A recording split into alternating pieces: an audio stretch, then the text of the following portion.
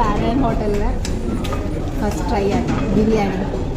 അപ്പം ഞാൻ ഹാഫാണ് മേടിച്ചത്. ഇതിന് മുന്നേ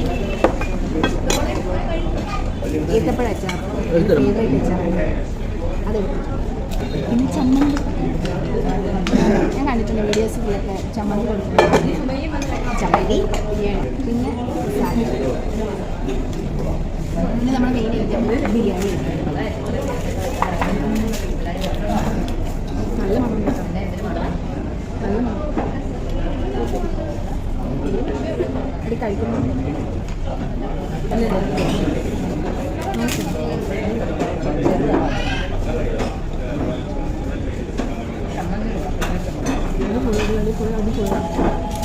രക്ഷയില്ല.